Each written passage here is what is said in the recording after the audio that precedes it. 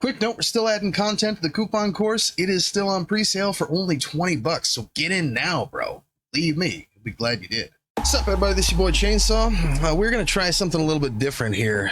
This is going to be a three-part video series, mini-series, if you will, essentially on the state of the state. We're going to just discuss some of the political events happening now and how this all came about and see if we can make any sense of it at all. We have so much to unpack, so let's just jump right in. Let's start by taking a look at a few times that the state of Missouri has, well, made headline news, headline national news. Firstly, this comes out of Associated Press. Now, this is from April 15th, 2021. Missouri House redirects money meant for Medicaid expansion. Columbia, Missouri. The GOP-led Missouri House on Thursday passed an alternative plan for spending funding initially meant for Medicaid expansion. Oh, cool. Great. House lawmakers voted 143-1, wow, to send the proposal to the Senate, where Republican leaders have also voiced support for funding Medicaid expansion. Youch. House Budget Committee Chairman Cody Smith said the spending plan represents the prioritization of the people who are most needy in the state. Instead of using the money to pay an estimated 275,000 more low-income adults to access the government health care program, the House proposed spending most of that money on care for the elderly and people with disabilities. So roughly $88 million would go to nursing homes, $25 million would be set aside for services for the people with developmental disabilities. Now, this proposal includes enough money to hire another 15 public defenders, and another $15.5 million in the bill would help pay for K through 12 school busing. So I wonder how much those public defenders cost. That's beside the point. Missouri voters last year amended the state constitution to expand Medicaid eligibility, circumventing Republican lawmakers who have long resisted growing the program under former President Barack Obama's federal health care law. So we just negated that time. Okay. That was like 2 presidents ago, 3 terms ago. Smith has said his goal in not setting aside funding for the program expansion is to prevent those newly eligible adults from getting health care. Democrats denounced the move and argued that lawmakers are now obligated to pay for the health care expansion because of the constitutional amendment. St. Louis Representative Peter Meredith said he and fellow Democrats support the services provided in Smith's latest budget bill, but he said the Republican argument that lawmakers must choose between expanding Medicaid and helping the elderly, disabled, and other vulnerable groups is simply false. Not only can we do both, but expanding Medicaid actually helps provide more money for us to do these very things, he said. The federal government pays for most of the costs to expand Medicaid. Missouri would still need to chip in some state dollars. Budgeters estimated the expansion would cost $1.9 billion, with the state chipping in about $120 million, and the federal government paying for the rest. I hope you got your pen and paper handy, because take notes. They only need $120 million. $120 million. There's still time to add the state portion of the tab back into next year's budget before lawmakers may deadline to send Republican Governor Mike Parson the spending plan. But Republican Senate President Pro Tem Dave Schatz, the top senator, has said he's okay with stripping that funding from the Medicaid program. Republican Governor Mike Parson included state funding for the expansion in his January budget request to lawmakers. And if you recall, even during the gubernatorial campaign, I believe it was Mike Parsons said that Medicaid expansion is something that people of Missouri simply cannot afford, I believe was the quote. All right, this is from KY3, the place to be. Missouri Governor Parson directs state workers to go back to the office. This is posted on May 5th, 2021, Jefferson City, Missouri. Missouri Governor Mike Parson has directed all state employees to return in person to work in the office by May 17th, after many spent most of the past 14 months working remotely. Parson's order, announced Wednesday, also requires that all state buildings be open and accessible to the public during normal business hours. With COVID-19 vaccines now readily available across the state and virus activity at its lowest levels since the early days of the pandemic, we are confident that it is safe to return to pre-COVID-19 work settings and schedules, Parson, a Republican, said in the news release. The governor's office said COVID-19 screening and testing protocols will remain in place, and the state is encouraging all employees to consider vaccinations.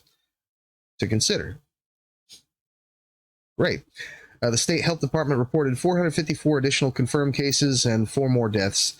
The state has confirmed 504,069 coronavirus cases and 8,818 deaths since the pandemic began. Again, this is from May 5th, 2021. So obviously, case counts have gone down since then, or since the beginning of the pandemic. Things are starting to get back to normal, at least somewhat, and the governor is ready to send state employees back to the office. All right. So May 11th, 2021, everybody's favorite part, Missouri to drop extra federal pandemic unemployment aid. Jefferson City, Missouri, AP, Associated Press, Governor Mike Parson on Tuesday announced the state is cutting off all federal pandemic unemployment benefits in an attempt to push people back to work. Parson said those extra federal benefits will end for Missourians June 12th. Roughly 53,500 Missourians received extra weeks of unemployment aid thanks to federal aid in the last week of April, according to the latest available data. Now, keep in mind, during the press conference, when Parson was asked how many people this would affect, he had no idea. Told reporters to refer back to the Department of Labor to get those numbers. He did not have any idea. Another 37,000 people who otherwise wouldn't qualify for regular unemployment help also claimed aid, according to a state Labor Department spokeswoman. That includes independent contractors, farm workers, and people who are self-employed. Missouri's unemployment rate hit 4.2% in March, which is down from 4.3% in February. Parsons said that business owners in Missouri are struggling to fill jobs as the economy continues to recover from the coronavirus pandemic. Now, anybody who's watched this channel, you saw my video on unemployment, you know that our unemployment rate, or the rate of unemployed back in between February, and April and May of 2018 was also roughly 3.8 to 4%. But yeah, Parsons said business owners in Missouri struggling to fill jobs as a result as the economy continues to recover from the coronavirus pandemic. He said he hopes cutting federal aid will push people back to work and address labor shortages, because that worked in 2018. Continuing these programs only worsens the workforce issues we're currently facing. The Republican governor told reporters Tuesday it's time that we end these programs that have incentivized people to stay out of the workforce. All right. Democratic House Minority Leader Crystal Quaid, in a Tuesday statement, said the free market, not some federal boogeyman, is mostly to blame for the labor shortage. She said workers will return to work if they're offered more money, especially for jobs where the risk of COVID exposure or exposure to COVID-19 is higher. If companies provide a livable wage, applicants will respond. She said the notion that Missourians are refusing to work so that they can temporarily collect $300 a week is an offensive right-wing myth. Missouri is the latest of several states, Arkansas, Mississippi, Montana, South Carolina, ending the $300 federal benefit that is on top of state benefits. Labor experts say the shortage is not just about the $300 payment. Some unemployed people also have been reluctant to look for work because they fear catching the virus. Others have found new occupations rather than return to their old jobs, and many women, especially working mothers, have had to leave their workforce to care for their children. Well, some unemployed people have also been reluctant to look for work because they fear catching the virus. If you're not looking for work and you're not making contacts, job contacts every week, you don't get unemployment. So that actually is a myth. Post that to whoever you want it to. Our economic recovery is nuanced, and many Missourians haven't been able to return to work because they still have children home from school or jobs aren't available in their areas, Amy Bluen, president of the Missouri Budget Project, said in a statement. The nonprofit Missouri Budget Project analyzes state financial issues with an eye toward their impact on low-income residents. Missouri's Republican-led legislatures has also considered cutting how long people can receive state unemployment help as a means to force people back to work, but these proposals have stalled. Lawmakers have until Friday to send bills to Parson.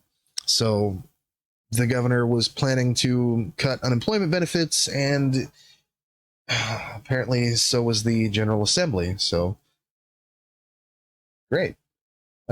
Big stuff there. So again, that was coming back from May 11th, 2021. So a few days later, this is May 14th, again, Associated Press. Missouri is set to require online stores to collect taxes. What? Huh.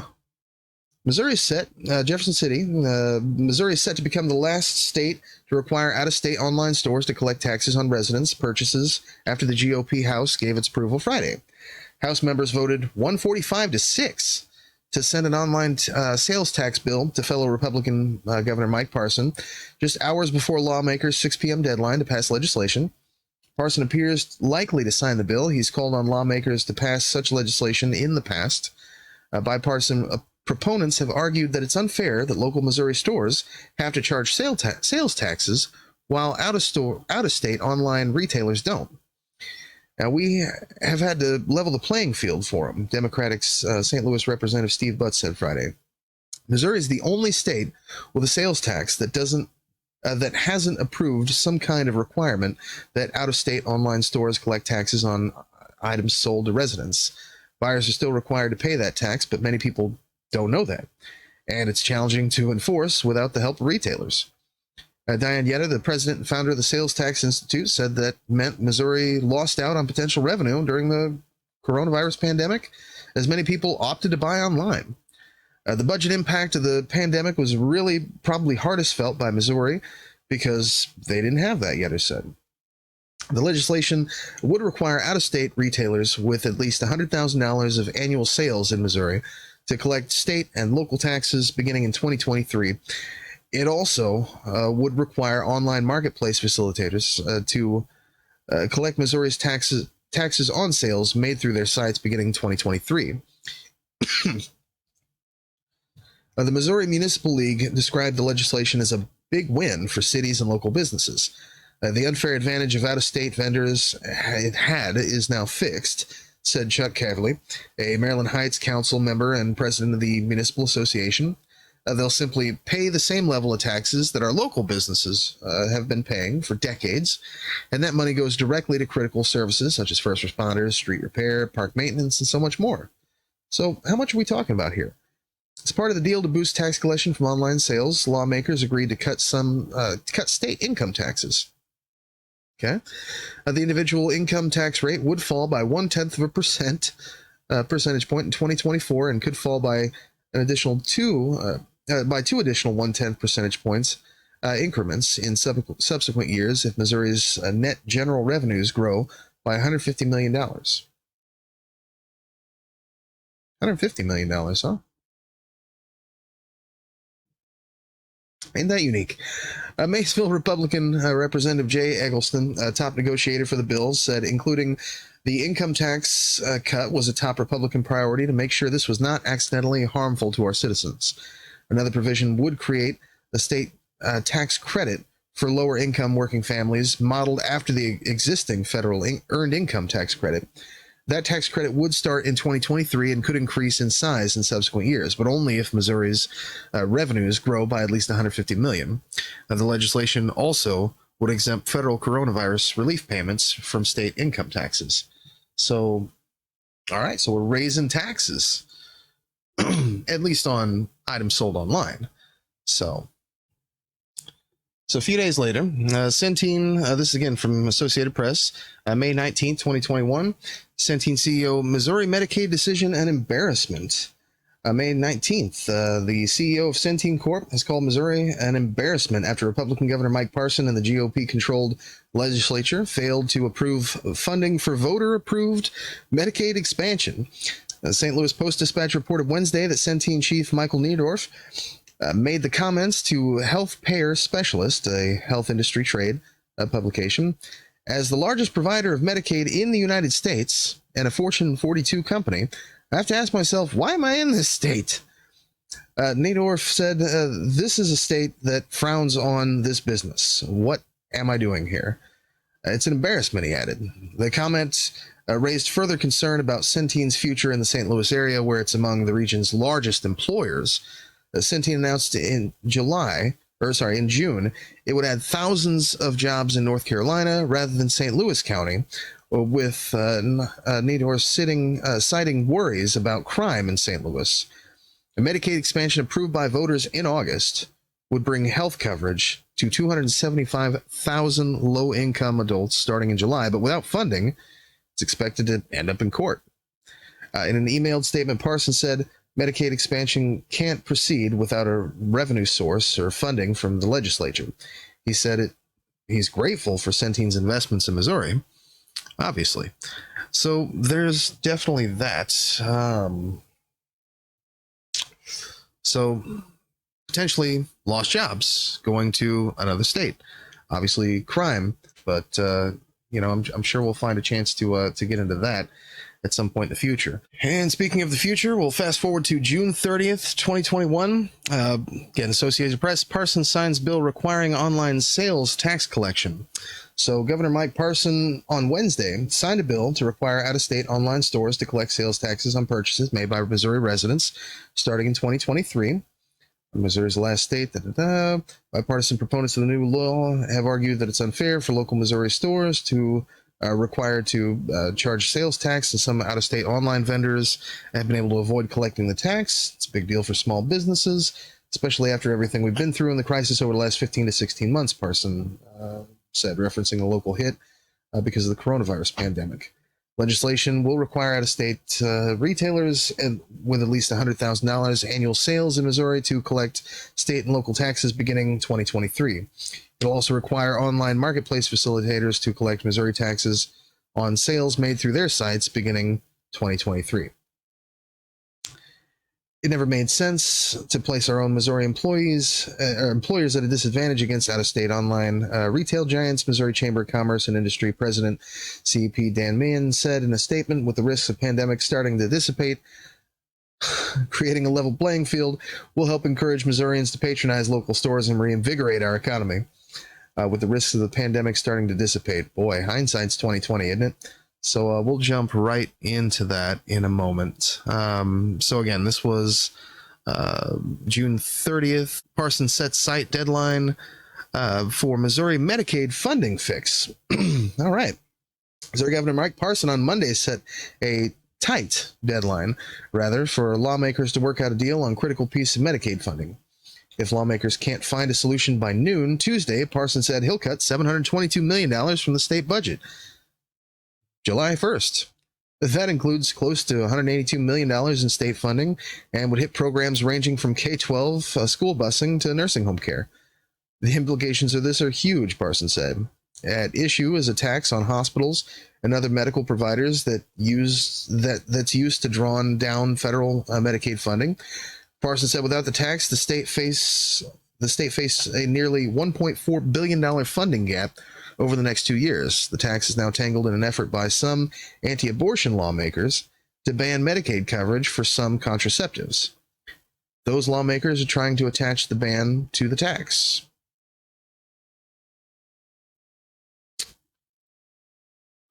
Okay. During the legislative session that ended May 14th, lawmakers proposed banning Medicaid coverage for any drug or device approved by the Federal Food and Drug Administration that may cause the destruction of or prevent the implantation of an unborn child. Really? Really? Fighting over the proposed ban derailed a bill that would have extended medical providers' tax. Without an extension, the tax will expire September 30th. Parson wants to call lawmakers back to work sometime before July 1st, the start of the new budget year in Missouri, to reauthorize the tax. He's delayed doing so to give lawmakers time to hash out an agreement, but time is running out. Parsons said legislators need at least 5 days to pass a bill, prompting him to set the Tuesday deadline so there's enough time to pass legislation before July 1st. Parsons' planned cuts include $166 million for developmental disability caregiving, $88 million for nursing homes, $20 million for that was set aside to pay for school busing. The potential budget crisis comes when Missouri should be flush with cash. Net revenues for the year went up 25% as of Friday compared to the same time last year. The state was up more than $2 billion compared to the year before. We only needed, well, the dispute is separate from a lawsuit over extending Medicaid coverage to some of those currently ineligible. Now, voters approved the expansion in August 2020, but lawmakers this year refused to fund it. The case was heard in Cole County Court Monday, and the ruling is expected within days. So, constitutional amendment to expand Medicaid based on something that was passed years ago at the federal level. Finally, has went through the legislation and finally has made it to the voters. The voters changed the state constitution to include this, to demand Medicaid for all. And forgot to fund it. Working out, possibilities on how to fund it, but boy, we got to make sure that we can tack anything that we possibly can onto this, and that includes contraceptives. What? All right, that's totally related. Look, this isn't a Republican Democrat thing. This is a common sense thing. Like this is crazy. We'll go on from here. So the same day, Parson calls special session on Missouri Medicaid funding. This is again through Associated Press here. Let's see. Missouri Governor Mike Parson called on Tuesday lawmakers back for a special session to work out a deal on critical piece of Medicaid funding. Parson said the special session will begin at noon on Wednesday, so lawmakers can pass a tax on medical providers that draws down a significant amount of federal Medicaid funding. Let me be clear. Now is a time that demands leadership among legislators and not an opportunity to play games with billions of dollars and millions of livelihoods in pursuit of narrow political interests. Lawmakers face a tight deadline to reach a deal before Missouri's next fiscal year, beginning July 1st. Parsons threatened to enact massive spending cuts if no deal is reached by then. I'm sure that just hurts a lot of those folks' feelings up there in Jefferson City. At issue is an effort by some Republican lawmakers to stop Medicaid coverage for Planned Parenthood and some family planning services. Republican Senator Bob Onder is trying to resurrect language that cuts off any Medicaid funding for Planned Parenthood. Lawmakers passed a ban on government funding for Planned Parenthood in 2019. Okay. So what's the problem then? But the Missouri Supreme Court last year ruled that lawmakers violated the state constitution by making the policy change through the state budget. Oh, okay. So it's unconstitutional what they did. Boy, there should be some kind of a provision for people who propose and vote on and sign into law legislation that's unconstitutional. Kind of seems to defeat the purpose of having one, doesn't it? Hey, lawmakers also proposed banning Medicaid coverage for any drug or device approved by the Federal Food and Drug Administration that may cause the destruction of or prevent the implantation of an unborn child. Fighting over amendments by abortion opponents derailed the bill that would have extended the medical providers tax during the legislative session that ended May 14th. Without an extension, the tax will expire September 30th. Parsons calling on lawmakers to renew the tax for 3 more years, staving off another fight over it while he's governor. His call gives lawmakers the opportunity to block Medicaid payment for abortion medications, including intrauterine devices and the morning after pill, when those are used to induce an abortion. Those forms of birth control can prevent pregnancy by stopping a fertilized egg from implanting in the uterus. Lawmakers could also pass a bill that would exclude facilities that provide abortions from being covered under the state's family planning services for low-income women. So this was never about abortion until now. That's unique. Don't recall reading that in any of the articles we read just a second ago, but now it's the sole focus. Okay. Senate Minority Leader John Rizzo on Tuesday tweeted that Democratic senators will not support legislation blocking birth control for women, full stop. Parson has threatened to cut $722 million from the state budget if lawmakers don't send him a bill reauthorizing the tax by July 1st, including close to $182 million in state funding. The cuts would be widespread across many key state government programs. Some of the largest planned cuts would strip $166 million for developmental disability caregiving, $88 million from nursing homes, $20 million that was said to pay for school busing. Every public college and university would lose funding, and there'd be $5 million less in funding for Missouri's A-plus college scholarship program. Parson would also cut $13 million for foster parents and close to $41 million in adoption subsidies. Many smaller capital improvement projects would also be nixed, ranging from new carpet for the House and Senate to new bathrooms for the Missouri State Fair. So we're cutting education. We're cutting we're cutting everything. We're cutting everything to do with why is it that anyone is worried about abortions if we're not looking to take care of children after they're being born? If the alternative is to cut programs that would assist, with 4-year-olds, 5-year-olds, 6-year-olds, 8-year-olds, 16-year-olds, right? Feed them, house them, clothe them, get them to school. And this was not an issue before it became an issue. It certainly wasn't an issue back in May. It didn't seem like it was an issue when this all got passed initially. But now it's pretty popular, I guess.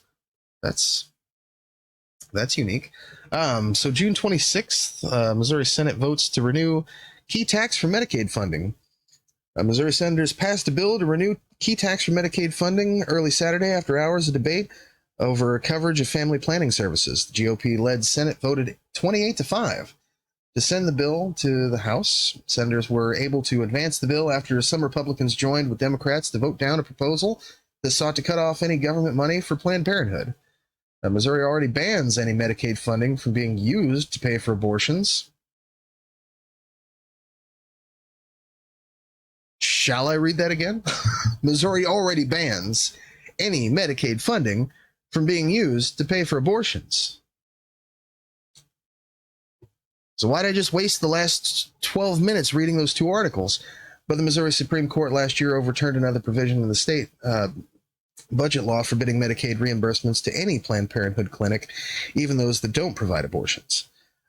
Several Republicans raised concerns that blocking all Medicaid funding for Planned Parenthood without first getting a waiver from the Federal Centers for Medicare and Medicaid Services could violate federal rules and put billions of dollars in federal Medicaid funding at risk. The latest version of the bill also includes a ban on Medicaid spending on any medications or devices used for the purpose of inducing an abortion. Republican Governor Mike Parson has threatened to cut $722 million from the state budget July 1st if lawmakers don't re-up the taxes on hospitals and other medical providers by then. Okay, well, so we're at that. July 12th. And this is from this is not Associated Press, this is from the St. Louis Record.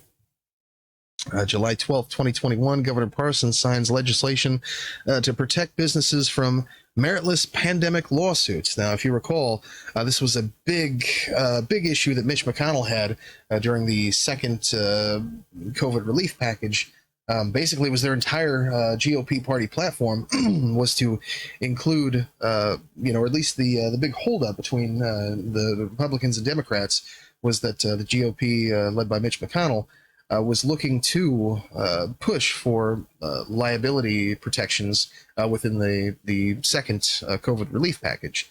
So we've got this here at the state level. Governor Parsons signs legislation to protect businesses from meritless pandemic lawsuits. We are doing it here in Missouri. Governor Mike Parsons signed legislation last week that protects businesses from frivolous COVID-19 litigation. As a result, the Missouri Chamber of Commerce and Industry asserts that employers can reopen with greater confidence in the aftermath of the coronavirus pandemic, I assume. Again, this is from July 12th. July the 12th. As previously reported, the Missouri legislature approved the COVID-19 tort relief bill, Senate Bill 51, on the last day of the legislative session, May 14th. The legislation provides businesses that are doing the right thing, said Matthew Panic, Vice President of Governmental Affairs with the Missouri Chamber of Commerce and Industry. It doesn't protect bad actors, and it's critical to have these protections in place as businesses try to get back to full capacity again. So it doesn't protect bad actors, but it's liability protections. So why would anyone want to sue good actors, right? That's weird. The new law provides tort relief for businesses facing exposure claims. So not bad actors, but exposure claims. I mean, isn't that what court's for? But hey, healthcare providers and medical liability actions and certain product liability defendants. Any size business in the state of Missouri and any sector of the economy would be covered by it, and there's a separate section specifically for healthcare facilities, Panic told the St. Louis Record. Sponsored by Senator Tony Leutkemeyer and championed by Senator Bill White, Governor Parsons signed Senate Bill 51 at the Kohler Enterprises in Fenton on July 7th.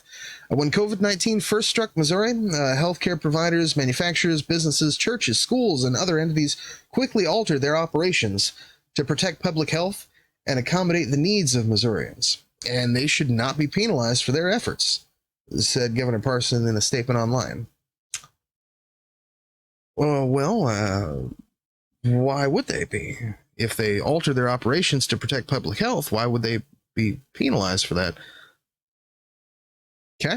Some 800 employers and Missourians signed a letter earlier this year in support of COVID-19 liability protections to stop predatory litigation. Predatory litigation. Boy. That's a buzzword these days, isn't it? And we're seeing cases, unfortunately, continue to spike in some parts of Missouri with the Delta variant.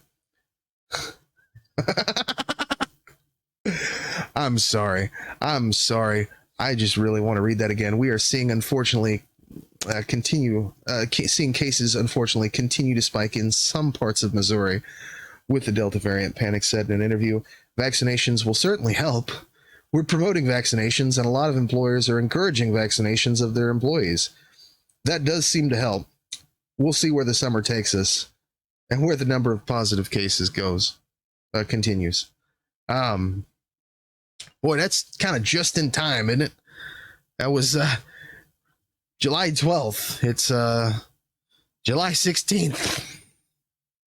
But that's sort of just in time, wasn't it? But yeah, let's continue. So the very next day,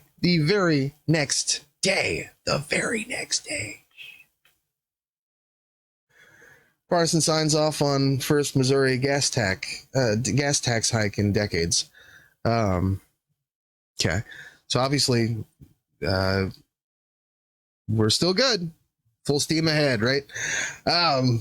Missouri Governor Mike Parson signed into law the state's first gasoline tax increase in decades. Longtime transportation funding advocate Parsons signed the bill late Monday. Spokesperson Kelly Jones said he held ceremonial bill signings near Kansas City's John Jordan Buck O'Neill Memorial Bridge and other infrastructure projects in the state on Tuesday. The law will gradually raise the state's 17 cents a gallon gas tax to 29.5 cents over 5 years, with the option for buyers to get a refund if they keep track of their receipts. So, congratulations, you're all deputized accountants. Better go buy some printers and scanners. The first 2.5 cent increase is slated to take off in October, just in time for fall, just in time for flu season. That should be good. Which will bring the gas tax to 19.5 cents. The money will be used for Missouri's roads and bridges. Whether rural or urban, all Missourians benefit from better roadways, Parsons said in a statement. Once fully implemented, the gas tax hike could generate more than $500 million annually for state, county, and city roads. Well, that's way better than the $120 million we were looking for, right? To, take care of people with cancer. But it's unclear how much of that money governments will get to keep after some people request refunds.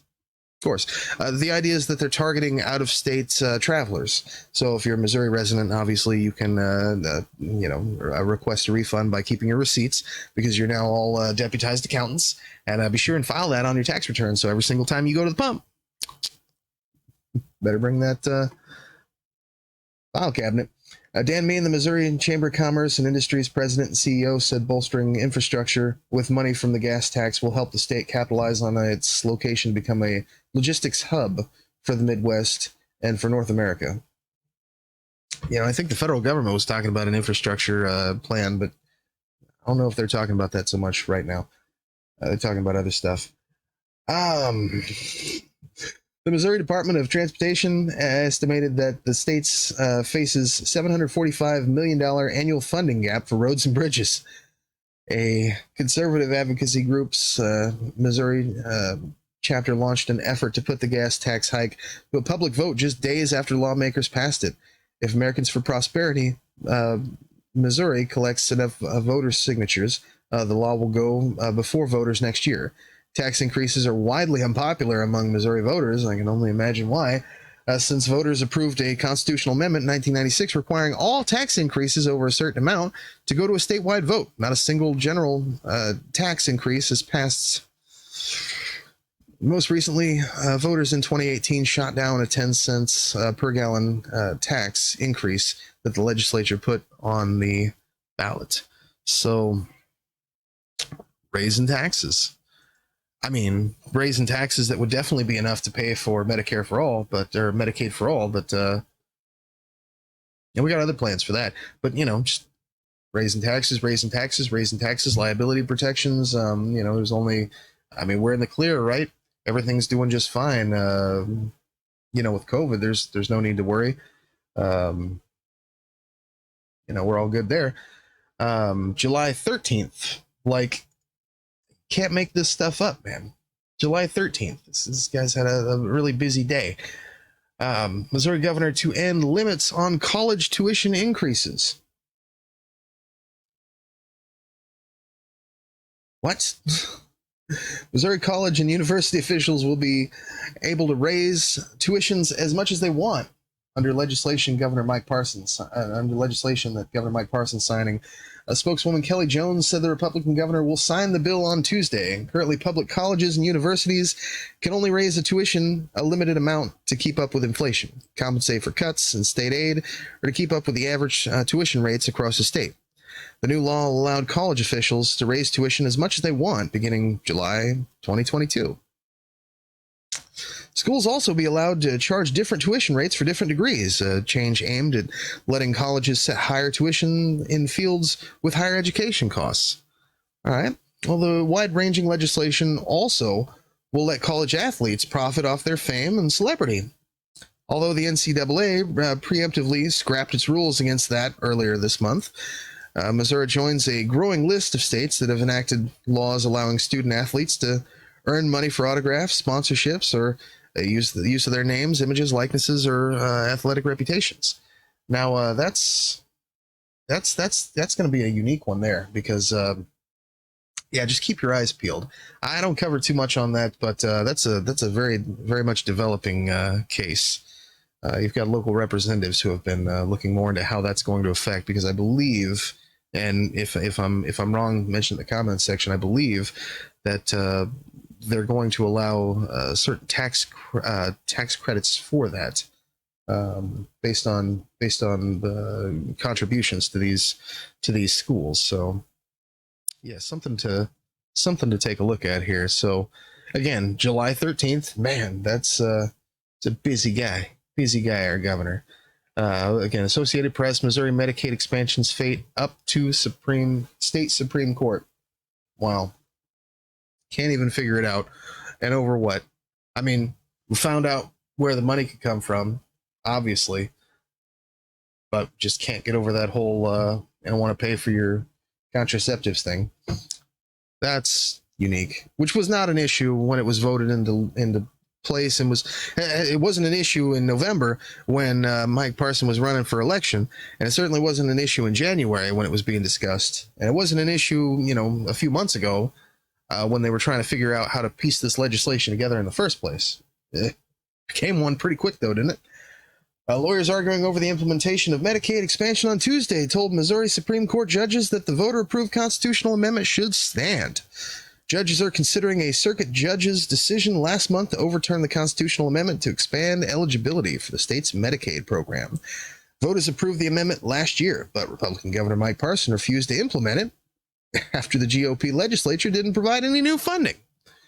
Solicitor General John Sauer urged judges to let the amendment stand and interpret it as mandating eligibility expansion, but without requiring the legislature to fund it to preserve the legislature's traditional authority over the budget. Good for them. Chuck Hatfield, a lawyer for 3 newly eligible women who sued Parson for not implementing Medicaid expansion, called Sauer's argument absurd. What that's arguing to do is to overturn an election, Hatfield said, and that's pretty serious business that I don't think this court is going to engage in. One judge questioned the Supreme Court's authority to invalidate the amendment. How is it that we can now look back at an election on an amendment that has passed and decide that it was invalid? Judge Brent Powell said.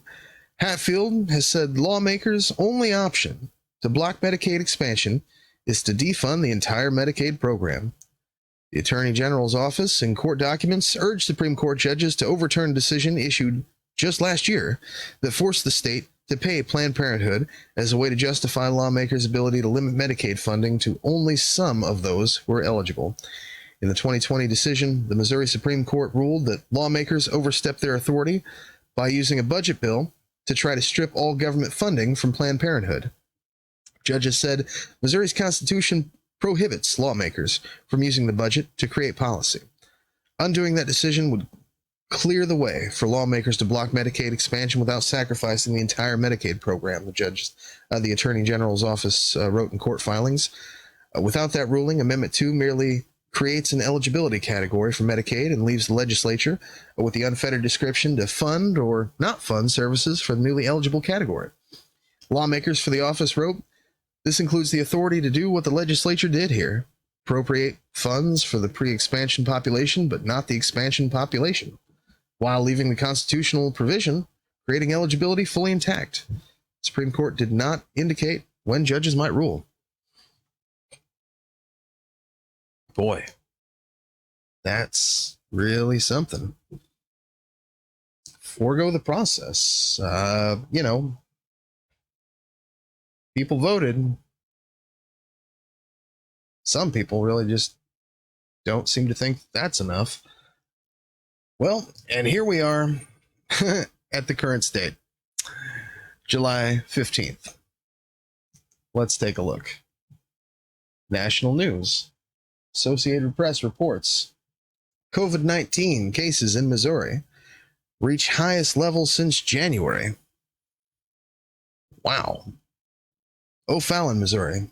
Missouri's health department on Thursday reported the highest daily count of new COVID-19 cases since the dead of winter, and the association representing the state's hospital is warning that the healthcare system is potentially on the brink of a crisis. Boy, that Medicaid for all would have really come in handy right about now, wouldn't it? All right, so let's go.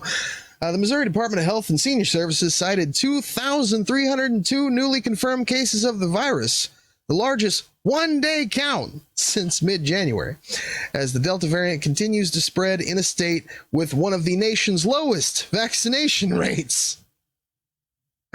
Hospitalizations ticked up statewide by 47 to 1,331, as did the number of patients in intensive care units, rising by 19 to 409. Nearly half of the ICU patients, 196, are hospitalized in southwest Missouri. Greene County and Springfield leaders are asking the state to fund an alternative care site since hospitals in Springfield are near capacity. Health officials issued a hotspot advisory Thursday, noting a surge in COVID-19 cases in Greene, Jasper, McDonald, Newton, and Berry counties, Joplin, and surrounding areas. State Health Department spokeswoman Lisa Cox said officials in the agency are identifying available resources and options to meet the needs of our Southwest communities, including matching resources to the request we received yesterday evening from Springfield. Katie Towns, interim department director for Greene County and Springfield, said it isn't yet known where the alternative care site would be. Options include dorms, a hotel, and some other large space. Despite the surge in cases, we haven't seen a significant increase in vaccinations, Towns said. Haven't seen a significant increase. The Missouri Hospital Association, in its weekly COVID-19 update, called the situation in southwestern Missouri dire and said signals for the rest of Missouri are foreboding. Good. Statewide hospitalizations are up 112% from late May lows, though still far below the winter peak of nearly 3,000. But at least one hospital, Mercy in Springfield, was reporting pandemic high numbers of hospitalizations. Eric Frederick, the hospital's chief administrative officer, wrote on Twitter Thursday that there had been 16 deaths so far this week. Ashley Kimberly Cassad, a vice president of clinical services at Cox South Hospital in Springfield, said hospitals in the Cox system expect to exceed the winter peak of patients by next week. Among the current patients are 11 people under the age of 30. Something that was rare in the winter. The Hospital Association offered an ominous warning. If the rest of the state follows current trajectories, with Delta systematically picking off localized pockets of unvaccinated Missourians, our entire healthcare system will be very near the brink it flirted with during the winter of 2020-2021, the update stated. In fact, cases and hospitalizations are rising in the state's big cities, too. Dr. Clay Dunnigan of the St. Louis Metropolitan Pandemic Task Force and the vast majority of the people hospitalized in the region are unvaccinated. Dunnigan urged a return to wearing masks in public and pleaded for people to get vaccinated. Otherwise, he said, St. Louis could equal the surge experienced in the winter or perhaps exceed it. Wow. That's something else. Republican spokeswoman for Republican Governor Mike Parson issued a statement echoing that of Cox, the health department spokeswoman, and urging Missourians get vaccinated. Parson said last week that hospitalizations weren't overwhelmed and that the state was not in a crisis mode. Not in a crisis mode. Not in a crisis mode.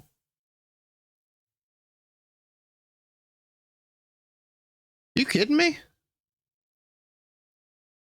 What do you call a crisis? Dr. Francis Collins, director of the National Institute of Health, told McClatchy,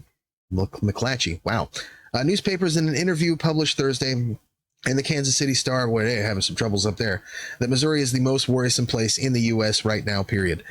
This is a variant, this Delta variant, that's highly contagious, and so as it starts to spread, anybody who's not vaccinated is in a danger zone. The chances of getting infected in Missouri are getting really high, and that means potentially serious illness or even death. Not in a crisis mode.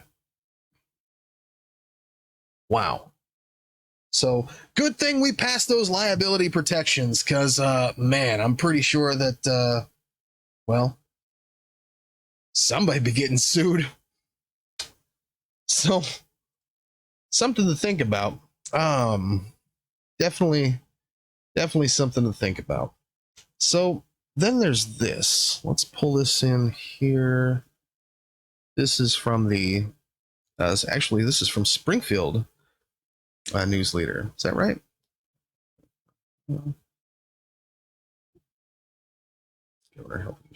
Oh, nope. So this is from Associated Press. Again. Last one from AP, I promise. Missouri governor, health officials play COVID-19 blame game. Now it says today, I'm assuming this was posted on the 15th here. Missouri Governor Mike Parson suggested Tuesday that some Southwest Missouri health officials who are publicly discussing a marked increase in COVID-19 cases are trying to find someone to blame. and want to scare people into getting vaccinated. Boy, you don't say. Somebody should be scaring people into getting vaccinated when we have people dying at, you know what, hey, make your own decisions, right? That's kind of the theme here. We all have the freedom of choice. Health officials should try to encourage people to get vaccinated, but should not resort to trying to force people to take a vaccine or literally just scare them into taking a vaccine, because we know that doesn't work. Well, nobody's forcing anybody to do anything, but yeah, scaring people into taking a vaccine is probably a more proactive way of doing it. People are dying. We have a vaccine for this. We have a Delta variant because people weren't able to get vaccinated, and it evolved in people because that's how viruses work. It mutated. If we don't get this under control, it'll mutate again. Oh, wait, it already did. There's a Lambda variant that's coming soon. We'll probably continue this series in the fall if I haven't succumbed to nonsense. Where were we at? I lost my place. Springfield health officials have been warning their hospitals are being overrun by new cases fueled by the Delta variant. Last week, the Mercy Health System announced it would require employees at its more than 40 hospitals, including one in Springfield, to be vaccinated by late September. We just need to make sure that people are not scared, thinking they're doing something wrong, going to a hospital. No, you should be scared that you aren't vaccinated when you are in perfectly good health. Now, obviously, there are people out there who, have or who are immunocompromised who cannot get vaccinated, but the ones who are just decide because of, I don't know, whatever news channel it is that they're watching, or because of social stigma based on other people, other people's news channels that they watch. Like, you got to be kidding me right now. This is insane. These folks are nuts. I mean, I'll be, if nobody else is going to say it, these folks are friggin' nuts. I mean, come on. People are dying, and it's not a joke, and it's not a hoax, and it certainly isn't political. What the hell is wrong with these folks? Well, we just need to make sure that people aren't scared. I think the message that you're seeing out of Southwest Missouri is more people are just trying to blame somebody for the virus. The virus itself is to blame, yeah, and if nobody takes responsibility, then there's definitely room to start poking fingers. Well, we'll get to that in a minute. On Monday, it's hard to keep control during this, man, because you just watch this whole thing unfold. Watch this whole thing unfold. It's ridiculous, starting from nothing to just absolute nonsense. On Monday, Mercy in Springfield was treating 134 COVID-19 patients, while Cox Health, Springfield's other major hospital, had 125. Greene County, where Springfield is located, increased its 7-day rolling average of new daily cases from 79 to 165. Springfield hospital officials have noted that people from across the region who are diagnosed with COVID-19 come to the city's hospitals for treatment because, it's a rural area. You're from here, you live here. Like, where are you going to go? Are you going to go to West Plains? We'll talk about that in the next video. About 34.3% of Greene County residents had completed vaccinations as of Tuesday, and several surrounding counties had even lower numbers.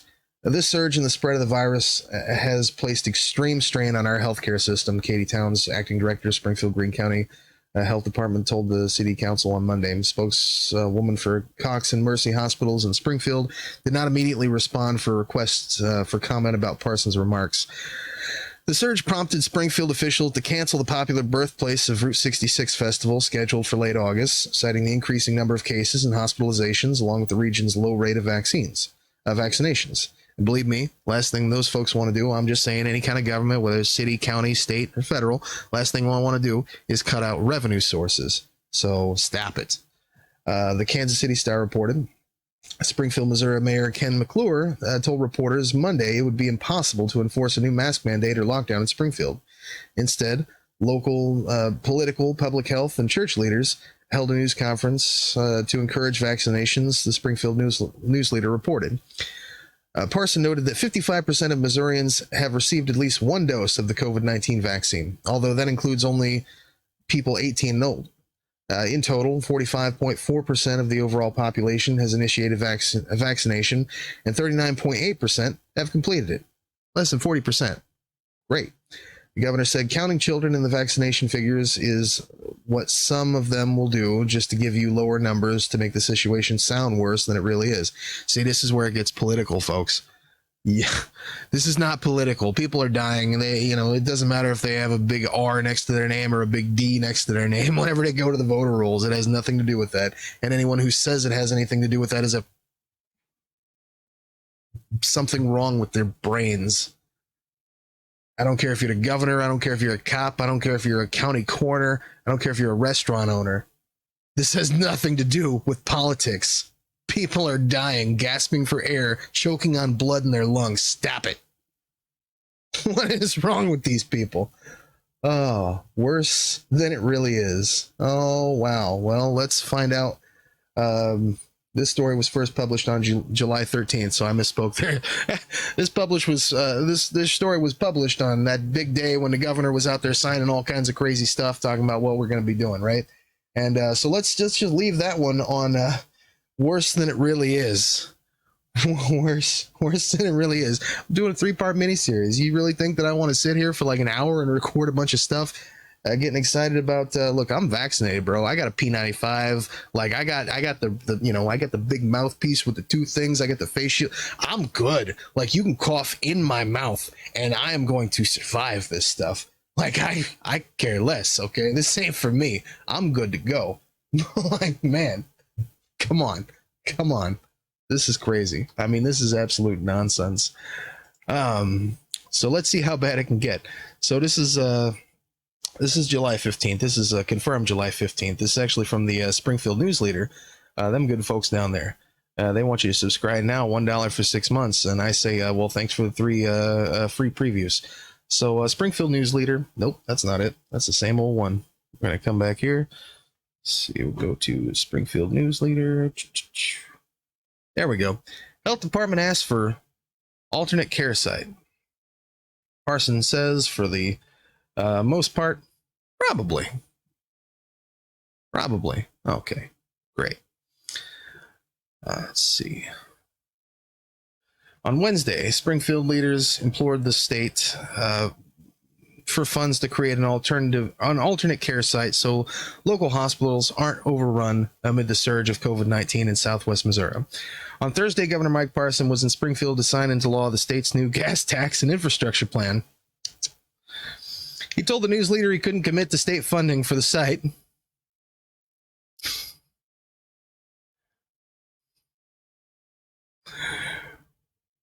But that we're in the process of kind of going through that now. You can't write this stuff. You cannot write this stuff. You have to live through this. We're gonna adjust this here just for my sanity. We're in the midst of kind of looking into that a little bit. Maybe we might consider your request if it's possible. All right. So let's come back to that.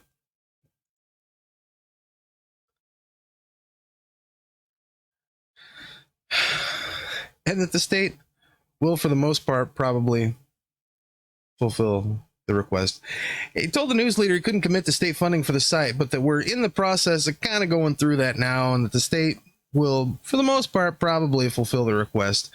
Parson claimed his administration had only been notified 5 minutes before the Springfield Greene County Health Department. Greene County Office of Emergency Management, Cox Health and Mercy held a joint press conference announcing their request Wednesday. Wasn't he just on the news? You'll see that if you haven't seen it already. Wasn't he just on the news saying that he was in touch with these people like every single day? You just heard about this 5 minutes before the 5 minutes before the press conference. He's in touch with them all day, long, as you just now finding out.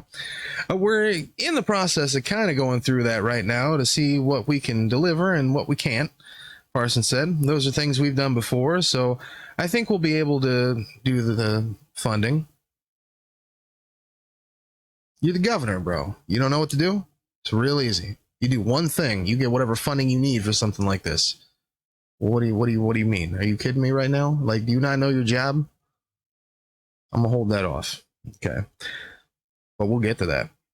Parson emphasized that the state has set up these alternate care sites throughout the pandemic and before, but he acknowledged that Springfield's needs help now because it's one of the hottest places of the state's current COVID outbreak, like, in the country. At their press conference Wednesday, Interim Health Department Director Katie Towns described this facility as one that delivers transitional care to patients who are stable enough to be released from the hospital. Over the past week, we've seen dramatic increases in COVID-19 related cases. As of Thursday, Greene County is reporting 230 hospitalized for COVID-19. There's an average of 220 new coronavirus cases in Greene County per day, compared to just 116 daily average 3 weeks ago. But he can't figure out, maybe they'll be able to get, we're kind of looking at something like that. Maybe we'll be able to get that funding together. Maybe. Are you kidding me right now? Like, I don't know how well you folks at home are, well versed on how all this works. We're talking about, we're having trouble funding Medicaid expansion, right? Like, how are we going to pay for that stuff? Okay, like that's a real thing. So we have to budget that in. It's the state government. It's not the federal government. The federal government, they just sign stuff. They got Jerome Powell printing money out there. They just do whatever they want to, right? But here at the state level, we have to actually pay for things. Like, we can't just run up the credit card, right? So for Medicaid expansion, we have to pay for that. For any of this stuff, when it comes to treatment facilities and that, we have to pay for this stuff. Anything that we need at the state level infrastructure, we've got to budget that in. Like, that's a real thing. That's not just a political point that, the left and the right like to make, about each other and accuse each other of crazy stuff and whatever. But there is one thing that the governor himself can do to ensure that we have all of the funding that we need right now. He can do it tomorrow. He can do it today. It is July 16th, 2021. He can have it funded by himself today, like magic, if he declares a state of emergency. When he says things like, we're not in a crisis period, that detracts from that. It's garbage. It's fugazi. It's not real. It's in the ether somewhere, and you know how this goes. We're looking into that. What are we looking at? What are you kidding me right now? Just do it. It's your job.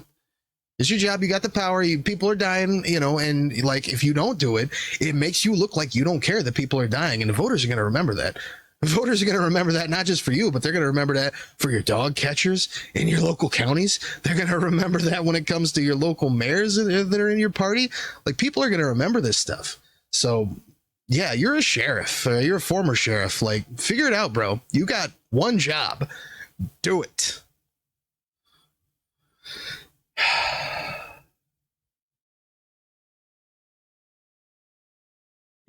Or we could always have a recall election like California and throw your ass out.